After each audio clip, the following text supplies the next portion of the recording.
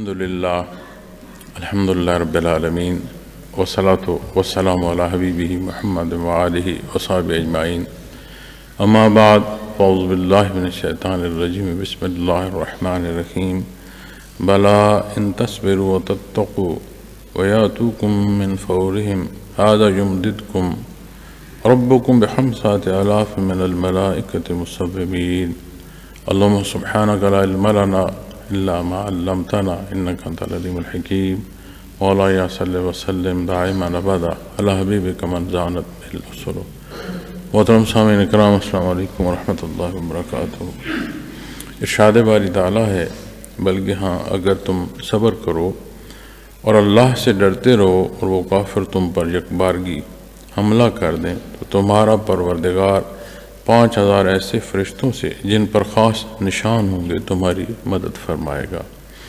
یہ وہ موقع ہے جو غزوہ بدر کا ہے، اور غزوہ بدر وہ پہلی جنگ ہے جو کافروں اور مشرکوں کے خلاف لڑی گئی، اور اس کا بہت بڑا مقام ہے، اور جنہیں یہ شرف نصیب ہوا وہ ہستیاں ہیں جنہیں اللہ کریم نے ایمان میں صحابہ کرام ہونا یہ درجہ عطا فرمایا۔ لفظ صحابی صحبت سے ہے اور صحبت بالعموم نہیں ہے، یہاں بات آتی ہے میت محمد رسول اللہ صلی اللہ علیہ وسلم کی۔ تو صحابی ایک ایسا ایمان کا درجہ ہے جو بعد از انبیاء بلند ترین جو ہے اللہ کریم کے خوش نصیب بندے جنہیں اس نے عطا فرمایا۔ دنیا کی زندگی حالات آج بھی بحیثیت مسلمان دیکھیں، تب بھی دیکھیں، شرائط ایمان دیکھیں، عبادات دیکھیں، معاملات دیکھیں، پورا قرآن کریم دیکھیں، نبی کریم صلی اللہ علیہ وسلم کے فرمان دیکھیں، آپ صلی اللہ علیہ وسلم کی مبارک سنت دیکھیں، سنت میں امور عادیہ دیکھیں، جو آپ نے اختیار فرمایا، جو آپ نے ارشاد فرمایا بعین ہی محفوظ ہے اور قیامت تک کے لیے محفوظ ہے۔ آج بھی جو لا الہ الا اللہ محمد رسول اللہ صلی اللہ علیہ وسلم جسے نصیب ہے اسے ایمان نصیب ہوتا ہے کہ وہ اس اعلان کے ساتھ اپنے دل سے تصدیق کر رہا ہو، جھوٹ یا منافقت پر مبنی اعلان نہ ہو، تو اسے ایمان نصیب ہوتا ہے۔ اور کسی کے ایمان پر کوئی دوسرا بحث نہیں کر سکتا، اس لیے کہ یہ ایک مخفی حصہ ہے۔ ہم جو امور ظاہری ہیں، اعمال ہیں، انہیں دیکھ کر اپنے تجزیے کرتے ہیں، لیکن یہ جو باطنی حصہ ہے اللہ بہتر جانتا ہے کس کا کتنا ایمان ہے، اسے اللہ کریم نے کیا شرف عطا فرمایا۔ لیکن یہ وہ خوش بخت ہستیاں ہیں جو صحابہ کی جماعت میں پھر وہ خوش بخت ترین لوگ ہیں جنہیں اہل بدر کہتے ہیں، اور اہل بدر کی نسبت نبی کریم صلی اللہ علیہ وسلم نے یہ ارشاد فرمایا کہ میرے بعد اگر کوئی معاملہ پیش آ جائے تو اس رائے کو اپنایا جائے جو اہل بدر میں اس میں، بھلے وہ ایک اہل بدر کا بندہ موجود ہو اور باقی دوسری طرف ساری امت موجود ہو، اس رائے کی تقلید کی جائے جو اہل بدر کا۔ اس درجے کا ایمان اور اس درجے کی پختگی اور اس درجے کی انہیں معیت محمد رسول اللہ صلی اللہ علیہ وسلم سے یہ شرف ہے کہ انہیں معیت الہی اور حضور حق کا یہ درجہ نصیب ہو۔ کسی کو کہیں پوری شریعت میں اسلام نہیں ارشاد فرمایا۔ قرآن بھی مسلمان ارشاد فرماتا ہے دین حنیف پر عمل کرنا، سیدھی راہ کا اختیار کرنا، یہ سارے حصے قرآن بیان فرماتا ہے۔ یہ وہ واحد جماعت ہے جسے نبی کریم صلی اللہ علیہ وسلم نے اللہ کے حضور دعا کرتے ہوئے یہ فرمایا کہ بہرحال میں سارے کا سارا اسلام لے آیا۔ وہ مستغرق کیفیت ایمان کی جو اہل بدر کو نصیب ہوئی، یہ انہی کا مقام ہے۔ اور ایک بات یاد رکھیے گا، ہم دنیا کے تجزیوں میں کیا کہتے ہیں؟ جب تجزیہ کیا جاتا ہے کہتے ہیں یہ اعلیٰ ہے، یہ ادنا ہے۔ قرآن جو ضابطہ اور اصول دیتا ہے وہ فرماتا ہے اعلیٰ ہے، اور اعلیٰ میں پھر مزید اعلیٰ ہے۔ تو تمام صحابہ کی جو جماعت ہے اس جیسی کوئی جماعت نہیں اللہ نے پیدا فرمائی، بعد از انبیاء بلند ترین ایمان عطا فرمائے۔ ان کی جوتیوں کی جو خاک ہے وہ بھی تمام مخلوق کی جو ہے اسے عظمت حاصل ہے۔ اب بات ذات کی طرف نہیں آتی، ہمیشہ بات ذات باری تعالیٰ کی طرف جاتی۔ تو وہ جو انہیں ایمان کا درجہ نصیب ہے کس نسبت؟ ذات باری تعالیٰ کی نسبت، اتنی شرف قبولیت ہے۔ تو یہاں جو بات کی جا رہی ہے ان ہستیوں کو جنہیں نبی کریم صلی اللہ علیہ وسلم نے فرمایا کہ جن کی نسبت فرمایا کہ یہ سارے کا سارا اسلام، انہیں اللہ جل شانہ ارشاد فرمایا ان تصبروا وتتقوا، ہاں اگر تم صبر کرو اور اللہ سے ڈرتے رہو، بھلا مطلب یہ فرمایا جا رہا ہے کہ ہاں اس طرح اگر اختیار کرو، ان تصبروا وتتقوا، اگر تم صبر کرو اور ڈرتے رہو۔ یہاں سے یہ بات سمجھنے کی ضرورت ہے کہ جو مزاج انسانی ہے، فطرت انسانی ہے، اس کا تقاضا ہے، اس کے اندر، اس کے وجود میں، اس کے قلوب میں، ان کے قلوب میں یہاں خواہشات بھی آئیں گی، ایک متزلزل کیفیت برپا ہو سکتی ہے۔ اس کے لیے لازم ہے کہ جو اقرار کیا اس پر ڈٹ کر کھڑا ہوا جائے۔ صبر صرف اس معنی کو نہیں ہے کہ کسی کی کوئی مسئلہ پیدا ہوا، کوئی بیمار ہوا تو اس نے تکلیف کا اظہار نہ کیا، دکھ پہنچا تو اس کی آنکھوں سے آنسو نہ ٹپکے۔ صبر کا ایک حصہ ہو سکتا ہے، یہ صبر کے کلی معنوں میں داخل نہیں ہوتا۔ کلی طور پر اپنے آپ کو احکامات دین پر پابند کر لینا، روک لینا، یہ صبر کے اصل معنوں میں آتا ہے، اور شریعت کے معنوں میں صبر یہاں اس طرح لیا جائے گا۔ اللہ کریم ان ہستیوں کو جنہیں یہ شرف ہے کہ معیت محمد رسول اللہ صلی اللہ علیہ وسلم نصیب، اور وہ جماعت جسے اللہ کریم نے پہلی جماعت فرمایا صحابہ کی، پھر دوسری جماعت فرمایا صحابہ کی، اور تمام کے لیے اپنی رضا ارشاد فرمائی، اس پہلی جماعت میں پھر جو اہل بدر ہونا شرف نصیب ہوا۔ اب یہ اللہ کا اپنا نظام ہے، انہیں میں عشرہ مبشرہ ہیں، انہیں میں خلفائے راشدین ہیں، تو اعلیٰ ہیں، اعلیٰ میں اور اعلیٰ ہیں، اللہ کی اپنی رضا اور اس کے کرم کے فیصلے ہیں۔ اللہ کریم ہمیں یہ توفیق بخشے کہ ہم اس راہ کے مسافر ہوں، کہ یہ ہمارا اصل راہ ہے، یہ جو ہمارا مقصد حیات ہے۔ تو جب بات وہاں آئے گی تو وہ لوگ جو اس درجے کے حضور حق میں تھے کہ جنہیں آپ صلی اللہ علیہ وسلم کے مبارک الفاظ نصیب ہوئے، اور اللہ جل شانہ نے انہی کی نسبت فرمایا کہ صابر بھی ہوں، متقی بھی ہوں، یہ وہ مقام ہے کہ جو انہیں نصیب ہوا، اس پر قائم رہیں تو یہ دنیا کی کوئی حیثیت انہیں ہٹا نہیں سکتی، ان سے ٹکرا نہیں سکتی۔ 1000 کا لگ بھگ لشکر ہے مقابل، تو سامان حرب جو ہے وہ لباس تک مکمل ہے، اور یہاں کتنی تلواریں ہیں؟ 8 ہیں، 10 ہیں، کتنی ہیں؟ کتنے نیزے ہیں؟ سواریاں کتنی ہیں؟ 313 کا عدد، اور اس میں اونٹ کتنے ہیں؟ خوراک کتنی ہے؟ رمضان ہے، منہ روزہ ہے، اور زرعت و کجا وجود ڈھانپنا جو ہے وہ مال تھا بمشکل جو ہے 70 ڈھانپا گیا ہے۔ بعض جو اصحاب کرام ہیں ان کے پاس صرف اتنا کپڑا تھا کہ انہوں نے 70 ڈھانپ رکھا تھا۔ کوئی ظاہری جو ہے سبب ساتھ نہیں ہے، لیکن تعلق مسبب الاسباب سے حضور حق کا یہ نصیب ہوا کہ یہ شرف نصیب ہو رہا ہے محمد رسول اللہ صلی اللہ علیہ وسلم کی شہادت ہے۔ وہ شہادت کہ جس شہادت کو روز محشر انبیاء علیہ السلام کی نسبت بھی ضرورت ہے، اور وہ شہادت جو شفاعت کے معنوں میں صاحب ایمان کی ضرورت ہے روز محشر، شفاعت کرنے والوں کے جو شافی، شہادت دینے والوں پر جن کی شہادت ہے، اس ذات نے اللہ کریم نے یہ کرم فرمایا کہ نبی کریم صلی اللہ علیہ وسلم نے ان کی یہ عظمت بیان فرمائی۔ انہیں جو حصہ فرمایا جا رہا ہے کہ صبر اور متقی تقوی، کہ یہ وہ کیفیت اور حال ہے، اس مقام پر بھی پہنچ کر دنیا کیا ہے؟ امتحان گاہ ہے۔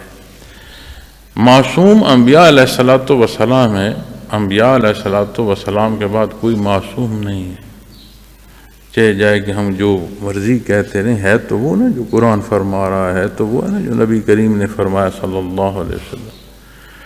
تو آج ہم اشخاص کی نسبت بھی اس طرح کی بات کرتے ہیں جیسے وہ دنیا میں چلتے پھرتے بخشے لوگ۔ آپ اس کے ضمن میں ایک اچھی رائے رکھ سکتے ہیں، آپ فیصلہ نہیں کر سکتے۔ کوئی معلوم نہیں کہ آنے والا جو وقت ہے، اٹھانے والا جو اگلا قدم ہے، کیا فیصلہ کر دے۔ اس لیے حتمی بات تو اللہ کریم جانتے ہیں۔ جب اپنی زندگی کا جائزہ ہم لیں گے اور اپنے رویے، دعوے کو اور اپنے رویوں کو نیت پر پرکھیں گے تو سمجھ آئے گی کہ ہم کیا کہہ رہے ہیں اور کر ہم کیا رہے ہیں۔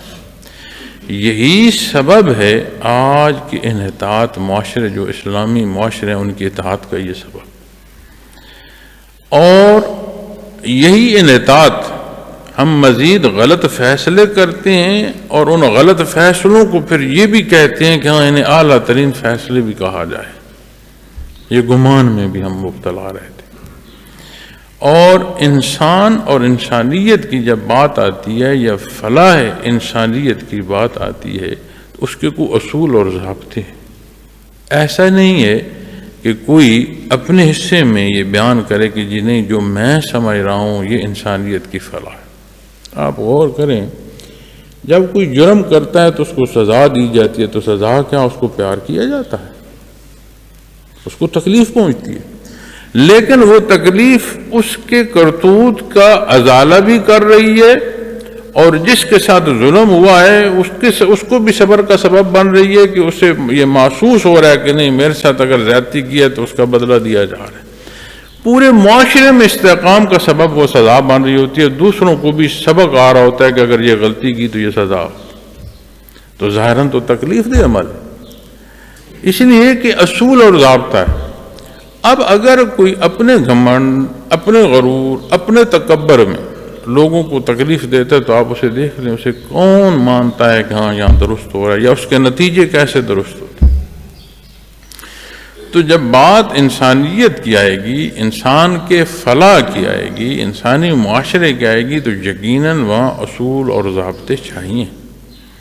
اور جب آپ اصولوں پر بات کرتے ہیں تو یہی اصول جنہیں ہم قانون کہتے ہیں، لا آف لینڈ کہتے ہیں، یہ وہ ضابطہ ہوتا ہے جو فلاح کے لیے اور ایک مستحکم نظم کے لیے قائم کیا جاتا ہے۔ اب قوانین کو ہم جب دیکھتے ہیں تو وہ لوگ جنہوں نے پوری شد و مد سے قانون بنایا ہوتا ہے کہ یہ ہمارے لیے بہت ضروری ہے، وہی کچھ عرصے کے بعد خود ہی اس کو رد کر رہے ہوتے ہیں۔ اپنی اسمبلیوں کو دیکھ لیں، قانون ساز اسمبلیوں کو دیکھ لیں، دنیا کے ممالک کی ان کی قانون ساز اسمبلیوں کو دیکھ لیں، ایک قانون بناتے ہیں، اپنی مدت میں، اس اسمبلی کی مدت ابھی پوری نہیں ہوتی، دوسرا قانون آ جاتا ہے جو پہلے کو رد کر رہا ہوتا ہے، کہتے ہیں نہیں اس میں یہ کمی رہ گئی تھی، یہ بہتری کی ضرورت۔ تو کیا وہ قوانین جو مستحکم خود اصولی طور پر خود ذات میں نہیں ہے، اس سے استفادہ کتنا ہوگا؟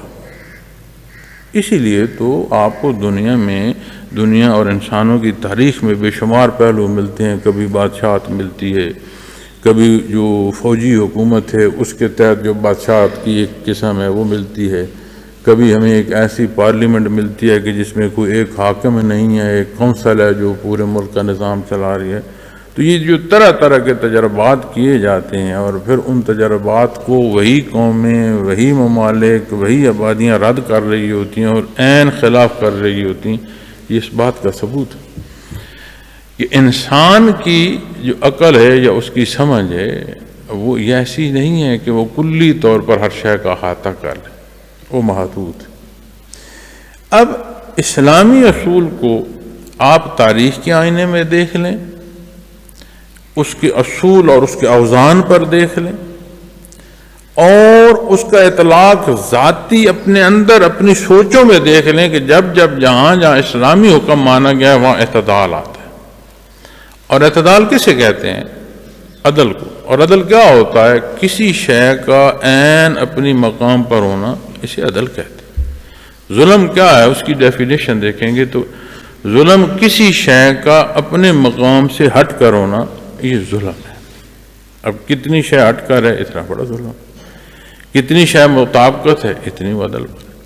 تو جب آپ اسلامی قوانین کو دیکھیں گے، شریعت اسلامی کو دیکھیں گے، قرآن کریم فرقان حمید کو دیکھیں گے، اور وہ حدود و قیود جو نبی کریم صلی اللہ علیہ وسلم نے مقرر فرمائی انہیں دیکھیں گے، آپ کو جھول نہیں محسوس ہوگی، نہ اس کے امپلیمنٹیشن میں کہ جہاں لاگو کیا گیا وہاں کو کمی بیشی واقع ہو، اور نہ اس کے اثرات کے اس امپلیمنٹیشن کے بعد کے جو اثرات ہیں کوئی رد نہیں کر سکے۔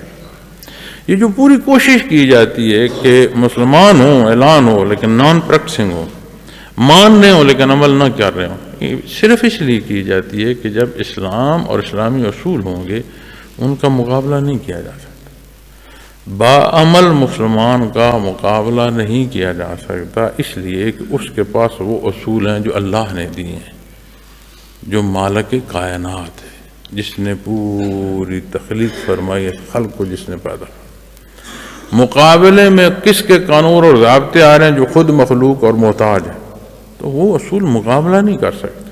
تو پھر وہ شیطنت ہے جو شیطان نے کہا نا کہ میں ان کے راستے میں بیٹھوں گا، ان کے اطراف سے ان پر حملے کروں گا۔ اب ان حملوں سے بچنے کے لیے وہی صورت چاہیے جو اخلاص کی ہے، اور اللہ کریم فرما رہے ہیں بلا ان تصبروا وتتقوا، کہ صبر اور تقوی یہ وہ حل ہے، یہ وہ علاج ہے، یہ وہ ضرورت ہے کہ جس سے وہ کیفیت جو ایمانی اس درجے کی ہو جو مستغنی کر دے مخلوق سے، کوئی محسوس نہ ہو کہ ہاں مخلوق ہوگی تو میرا کوئی معاملہ ہوگا، نہیں، اس کا ایمان اس بنیاد پر جس کا وہ اقرار کر رہا ہے اعلانیہ بھی اور قلب سے بھی، لا الہ الا اللہ، کوئی ہے نہیں سوائے اللہ، محمد رسول اللہ۔ تو پھر یہ جو غوطے ہم لگا رہے ہوتے ہیں زندگی کے اس بحر میں، یہ کیا ہے؟ تو یہ تجاوزات ہیں، اور ان ہستیوں کو جو صحابہ کرام رضوان اللہ علیہم اجمعین ہیں، پھر وہ جنہیں اہل بدر ہونے کا شرف نصیب ہوا، پھر جنہیں نبی کریم صلی اللہ علیہ وسلم نے اسلام مخاطب فرمایا اللہ کے حضور دعا کرتے ہوئے، انہیں بھی فرمایا جا رہا ہے۔ تو یہ سمجھ آتی ہے کہ یہ نہ سمجھا کریں کہ ہم تو بخشے بخشائے ہیں، یا جو ہم سمجھ رہے ہیں وہی درست ہے۔ یہ کیفیت چاہیے۔ صابر کیسے صبر کرے گا جب تک وہ شریعت کو جانتا نہ ہوگا، ایمانیات کا علم نہ ہوگا، ان پر پختگی نہیں ہوگی، عبادات کا سلیقہ اور اس کا عمل نہیں ہوگا، اور اخلاص سے نہیں ہوگا، کیسے؟ اتنا کسی دفتر میں جاتے ہو، کسی گھر کو دیکھ لو، ایک ضابطہ ہوتا ہے، ضابطہ جو بھی ہوتا ہے وہ جس مقصد کے لیے دفتر ہے اس مقصد کے حصول کے لیے وہ ضابطہ دیا جاتا ہے، اور ہر کوئی یہ سمجھتا ہے کہ جی میں جس جاب میں ہوں، جس دفتر میں ہوں، اس کے یہ اصول اور ضابطے ہیں، ان کے مطابق کام کیا جائے تو جو میرا معاہدہ ہے کام کا تب وہ پورا ہوگا، جس کا افزانہ تنخواہ کی صورت میں ہے، حصہ داری کی صورت میں ہے، کسی صورت میں بھی۔ تو جب دنیا کی ایک نوکری میں ضابطوں کی سمجھ آ رہی ہو تو پوری انسانی حیات میں ضابطہ سمجھنا ہے تو پھر یہ کیا ہے؟ اندھا پن نہیں ہے تو کیا ہے؟ پھر دنیا میں جاتے ہیں، میں خود بڑا سفر کرتا ہوں اور عادت ہے میری کہ میں جہاں سے گزروں میں صرف گزرتا نہیں یا صرف دیکھتا نہیں، میں اس کو تجزیے کے ساتھ دیکھتا ہوں کہ یہ کیا کر رہے ہیں، کیا ہو رہا ہے، ان کا مزاج کیا ہے، اصول اور ضابطے کیا ہیں، ان کے قانون کیا ہیں، چونکہ آپ کو وہ قانون فالو کرنا پڑتا ہے اور آپ کو کوئی نہیں رعایت دیتا کہ جی آپ اگر لا آف لینڈ نہیں جانتے تو آپ سے اگر وائلیشن ٹریفک کی بھی ہوگی تو آپ کو چھوڑ دیا جائے گا، آپ کو وہ جرمانہ یا سزا بھگتنی پڑے گی۔ تو جب آپ وہاں سے گزر رہے ہوتے ہیں تو آپ پھر تھوڑا سا کانشیس ہوتے ہیں، آپ دھیان رکھ رہے ہوتے ہیں چیزوں کا۔ تو میں اس سارے میں سے گزرتا رہتا ہوں، بار بار دیکھتا رہتا ہوں، اور آج کی یہ جو گلوبلائزیشن اور کنیکٹیوٹی ہے، یہ جو رابطہ ہے، یہ نے کوئی ایسا نہیں چھوڑا کہ جس نے آج تک سفر باہر کیا ہی نہیں اس سے آپ کسی دنیا جہان کی جگہ پوچھیں وہ آپ کو وہاں کی تعمیرات بتائے گا. تو اتنی شناسائی ہوگی. جہاں دنیا نے ترقی کی ہے کسی شے کو بھی لے لیجئے گا، جب اس کے اصولوں پر جائیں گے تو اس کے اصول وہ ہوں گے جو قرآن بیان فرما رہا ہے. اور جتنی پوری امت کی تنزلی کے آپ شواہد ڈھونڈیں گے، محرکات ڈھونڈیں گے، کمزوریاں ڈھونڈیں گے، آپ کو بڑا واضح سمجھ آئے گا کہ کہاں کہاں قرآن کا حکم جو ہے ہم نے چھوڑا ہے، کہاں کہاں ہماری زندگی سے آپ صلی اللہ علیہ وسلم کو جو مبارک فرمان ہے اس میں ہم سے کمی بیشی واقع ہوئی ہے. ایسا بات ہے بڑے ساتھ.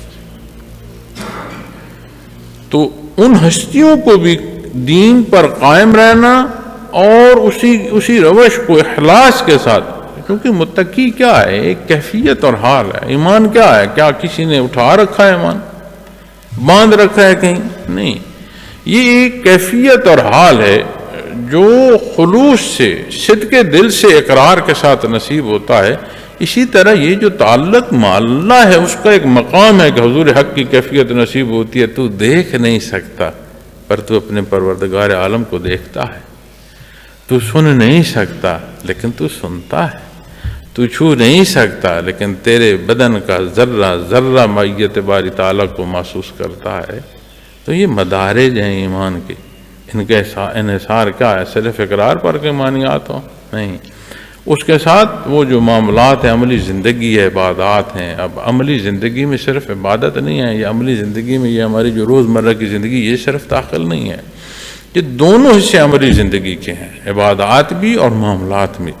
تو جب معاملات میں اللہ کا حکم اختیار کرو گے تو پھر ٹھہراؤ بھی آئے گا، اتفاق بھی آئے گا، اور وہ جو ایک انسانیت کی قدریں ہیں وہ بھی پیدا ہوں گی. معاشرے تعمیر ہوں گے، ان کی تخریب نہیں ہوگی. تو اگر وہاں ضرورت ہے تو ہم اپنا جائزہ لیں، ہماری حیثیت کیا.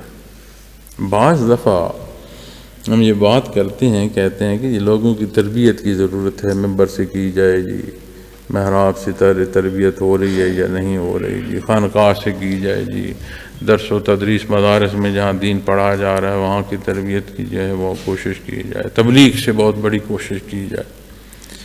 اگر یہ ساری تربیتیں ہوتی تو مدینہ منورہ میں آپ صلی اللہ علیہ وسلم قانون اور قانون کا اطلاق پھر کیوں فرماتے؟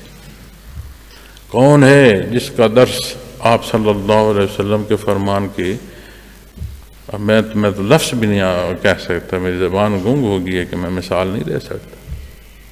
کون ہے جو اپنی تبلیغ کو ان درجوں پر محسوس کرے، درس و تدریس کو، صفائے قلب کون ہے؟ پھر جنہیں یہ شرف نصیب ہو رہا ہے وہ جماعت صحابہ کی ہے رضوان اللہ علیہم اجمعین. قرآن نے جو فرمایا اللہ ان سے راضی، اور بخشش کی دلیل کیا ہے؟ نص قرآن ہے، قرآن بیان فرما رہا ہے، کلام ذاتی فرما، اللہ ان سے راضی. وہ جماعت جن کا دنیا میں ہونا، اس امتحان گاہ میں ہونا، دیکھو نا وہ جو فرمایا نا سب اعلیٰ ہیں، پھر اعلیٰ میں اور اعلیٰ ہیں. صحابہ کی جماعت اعلیٰ، جو جنہیں پہلے ایمان نصیب ہوا، ہجرت کرنا نصیب ہوئی، پھر اسی طرح آپ آتے جائیں آگے بنیادی غزوات ابتدائی جو نصیب ہوئے، عشرہ مبشرہ کی بات آتی ہے، اسی طرح خلفائے راشدین کی بات آتی ہے، آپ صلی اللہ علیہ وسلم کے آل کی بات آتی ہے. آپ ایسے دیکھتے ہیں تو وہ جماعت،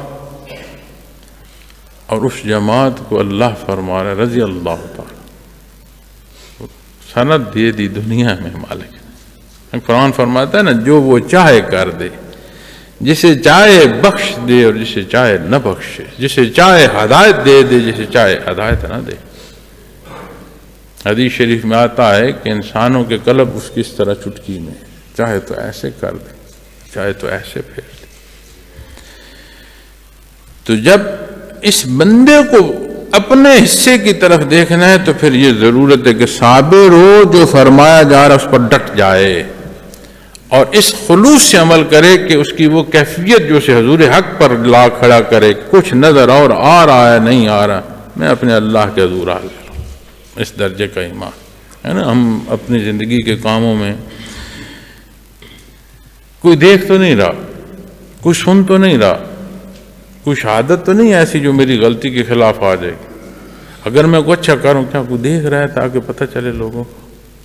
وہ بھائی وہ جو دیکھ رہے ہیں انہیں غلطی لگ جاتی ہے، لیکن جو حقیقی علیم ہے وہاں غلطی کوئی نہیں ہے۔ ظاہر بھی جانتا ہے، باطن بھی جانتا ہے، اب جو ظہور ہو رہا ہے عمل اب نہیں، وہ ازل سے جانتا ہے۔ تو یہ تعلق ہے متقی کا، اور یہ تعلق نصیب ہو جائے تو پھر مجھے بتائیں ہمارے کلام کیا ہوں گے، ہماری دوستیاں، ہمارے تعلق اور ہمارے رشتے کیا ہوں؟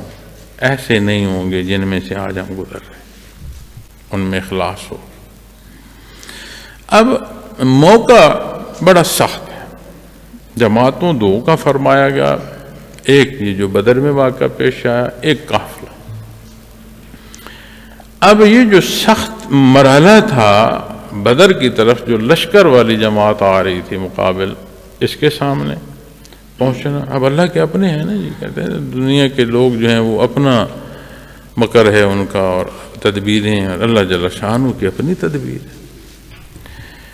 تو کافر پوری قوت سے، اور فرمایا وَيَأْتُوكُم مِّن فَوْرِهِمْ هَٰذَا يُمْدِدْكُمْ رَبُّكُمْ، رب محتاج کی ضرورت اور احتیاج پوری فرمانا یہ اس ذات کی، رَبُّكُمْ بِخَمْسَةِ آلَافٍ مِّنَ الْمَلَائِكَةِ مُصَوِّمِينَ، 5000 فرشتے، اور صرف فرشتے نہیں ہوں گے، خاص فرشتے ہوں گے، خاص نشان سے جو بات مفسرین کرام معنوں میں بھی کرتے ہیں، وہ پہننے اوڑھنے سے لے کر مقربین بارگاہ الہی تک کی بات کرتے ہیں، کیونکہ نظم و نسق میں فرشتوں کی جماعت اللہ کریم نے مقرر فرمائی ہے، یہ قرآن کریم کی آیت سے سمجھ آتی ہے بات۔ اب اس بالعموم جو انتظامی جماعت ہے اس پر نہیں انحصار فرمایا، حکم فرما دے یہی زمین دھنسا دے۔ شداد کدھر گیا تھا؟ کون آیا تھا شداد کو اٹھانے؟ فرعون کو کس لشکر نے شکست دی تھی؟ ایک چھڑی ہے، اور سمندر کو وہ چھڑی مس ہوئی، سمندر نے راستہ صرف ایسے نہیں دیا کہ وہ راستے میں پانی کی نمی اور کیچڑ ہو، سمندر اس طرح پانی ہٹا کہ وہ جو خطہ جس سے موسیٰ علیہ السلام اور آپ کی قوم گزر رہی تھی وہاں کیچڑ نہیں تھا، اس طرح پانی سمٹا کہ وہ راستہ بھی خشک راستہ تھا۔ اور بدبخت جب اس میں فرعون ڈوبا تو وہی پانی تھا، اور صرف ایسے نہیں کہ مل گیا اور ڈوب گیا، اٹھا اٹھا کر غوطے دیے اس نے، اس کی آوازیں، اس کے کلام کناروں پر لوگوں نے سنے۔ قرآن شہادت دیتا ہے، میں نہیں کہا۔ جب وہ کلمے پڑھ رہا تھا نا کہ میں موسیٰ اور ہارون کی اور پھر میں اس پوری قوم کی جو رب ہے اس کی مانتا، قرآن فرما رہا ہوں، قرآن فرما، اب مانتے ہو؟ تو شداد پر جو آبادیاں تھیں وہ ناز عثمان کے کاش ہمارے پاس بھی یہ کچھ ہوتا۔ کون سے لشکر آئے تھے؟ اسی زمین پر جس پر اکڑ اور تکبر میں چل رہا تھا اسی نے کھینچ لیا، اسی میں ڈوب گیا۔ لیکن یہاں بات آئی ہے محمد رسول اللہ صلی اللہ علیہ وسلم کی، اور آپ کی شان ہے، وہی بدر کا مقام جو ہے وہ ہر چیز کو جذب کر دے۔ دوسرے دن وہ جو گڑھا تھا جس میں یہ مردود جو ہیں بڑے بڑے کافر اور مشرک دفن تھے، جس پر کھڑے ہو کر آپ نے فرمایا کہ اللہ کا وعدہ سچ پایا۔ تو یہی مقام بدر جو ہے ہر چیز کو اپنی آغوش میں اس طرح پکڑتا کہ کوئی چیز کا وجود نہ رہے۔ وہ فرشتے جو انسانی وجود پر معمور ہیں وہی حرکت روک دیتے نہیں، خاص نشان والے فرشتے مالک نے بھیجے ہیں ان کے لیے، اس جماعت کے لیے جنہیں صدق دل سے اتباع محمد رسول اللہ صلی اللہ علیہ وسلم نصیب۔ امتی نہیں ہے، مانتے نہیں ہو تو کہاں ہے ہمارے اقرار؟ اس صورتحال میں پہنچ چکے ہیں کہ ہم مار کھا رہے ہیں، مار کھانے پر یہ نہیں کہہ سکتے کہ ہمیں مارا جا رہا ہے، کیوں مارا جا رہا ہے اس کو چھوڑ دو، یہ نہیں کہہ پا رہے کہ ہمیں مارا جا رہا ہے۔ تو دنیا کا جو دھندلکا ہے نا، جیسے یہ دھند پڑتی ہے نا سردیوں میں اور بندے کو غلطیاں لگتی ہیں، تو اتنی دھند ہے اس وقت، سمجھ نہیں آ رہی۔ اپنے عقائد پر مضبوط کھڑے ہو، متزلزل نہ ہو، اپنے عقائد پر مضبوط کھڑے ہو۔ کبھی تمہیں کچھ اور دکھایا جائے گا اور ہوگا کچھ اور، کبھی چوٹ کہیں ہوگی لیکن مقصد کہیں اور ہوگا۔ تو یہ خالص جو قرآن پر عمل پیرا ہونا ہے، نبی کریم صلی اللہ علیہ وسلم کے فرمان مطابق زندگی بسر کرنے، یہ بنیاد ہے۔ بڑی جدت دیکھی ہے دنیا کی، الحمدللہ الحمدللہ الحمدللہ۔ دنیا کی نعمتیں بھی ایسی نہیں ہیں کہ جو میں کہوں نہیں دیکھی، اللہ کریم نے احسان فرمایا ہے، ہر دو پہلو سے اس نے نوازا۔ اس کے حضور ہمیشہ دعا کرتا ہوں، بار اللہ جو کچھ ہے تیرا ہے، جو کچھ ہے تیرے سپرد ہے، دنیا کی زندگی ایمان کی عطا فرما، ہمیشہ اپنے در کا محتاج رکھ، مخلوق کی محتاجی سے محفوظ رکھ۔ اور دنیا ایمان کی، جانا ایمان کا، روز محشر شفاعت محمد رسول اللہ صلی اللہ علیہ وسلم۔ ایک ہی بات ہے کہ جو کچھ ہے اس طرف نسبت ہے، اپنی طرف کبھی نہیں کی۔ لیکن جب آپ دنیا کی زندگی اور دنیا کی آسائش اور دنیا کی جو یہ جدت ہے اس میں سے گزرتے ہیں تو بے شمار پہلو یاد رکھنا، یہ جو جدت ہے نا، یہ جو حیثیت ہیں، یہ عارضی ہیں، اور یہ جدت ہے یہ ذرائع ہیں، زندگی نہیں ہے۔ زندگی کے اصولوں پر جانا ہے تو پھر قرآن پر جانا ہے۔ قرآن پر کیسے جانا ہے کہ میں بڑا عربی دان ہوں؟ نہیں، محمد الرسول اللہ تکمیلی کلمے اور ایمان کی نہیں ہوگی جب دوسرے حصے پر قائم نہیں ہو۔ اپنے گھروں میں، اپنے بچوں میں، اپنے اہل خانہ میں کوشش فرمائیں۔ یہ بنیادی عقائد ہیں، یہ ہوں سوشل میڈیا کو دیکھ کر نہ عقائد پر ڈگمگائیں، یہ دکھاتا کچھ ہے ہوتا کچھ ہے۔ تو اس کے لیے ضروری ہے کہ اپنے اعمال کو دیکھیں، بچوں کی تربیت فرمائیں، نماز کی تربیت فرمائیں، اس کی ادائیگی کیا میں لائل کیا ہے، وقت بھی ہو، طریقہ بھی درست ہو، نیت بھی درست ہو، ہر شے جو ہے وہ قائم کر کے پھر نماز و قیام الليل میں داخل ہو۔ ہمیں تو پتہ کوئی نہیں کہ ہم اللہ کا حضور عرض کیا کر رہے ہیں، رکوع سجود درست نہیں ہے، نماز پڑھتے ہیں دھیان کہیں اور ہوتا ہے۔ میں کسی کا دیکھ رہا تھا، کسی بزرگ کا فرمان دیکھ رہا تھا تصوف کی نسبت، تو وہ کسی سبق سے متعلق انہوں نے فرمایا کہ اس سبق تک جسے پہنچنا نصیب ہو جائے تو عبادت میں ایسا مستغرق ہو جاتا ہے کہ اس کے سجدے کئی سجدوں پر بھاری ہو جاتے۔ پھر میں دیکھ رہا تھا، جائزہ لے رہا تھا اپنا گردوں پہ، پھر میں سوچتا ہوں کہ ہماری تو ساری سوچیں ہی نماز میں ہیں، تو ہمارے سجدے پھر کیا سجدے ہیں، ہمارے رکوع پھر کیا رکوع ہیں۔ اسی لیے پھر ہماری زندگیوں میں بے حیائی نہیں نکلتی۔ کیوں؟ رکوع رکوع ہوتا اور سجدہ سجدہ ہوتا تو پھر بے حیائی تو نہ ہوتی۔ اللہ کریم توفیق عمل دے، اپنے دین پر مضبوط کھڑے ہوں۔ دنیا کی زندگی بھی عزت سے ہے اور آخرت بھی عزت جو ہے اسی میں ہے۔ اس سے بار یہاں بھی ضلالت ہے اور عبدالآباد جو ضلالت ہے، اللہ معاف فرمائے، دین کی سمجھ اور عمل کی توفیق عطا فرمائے۔ وآخر دعوانا الحمدللہ رب العالمین۔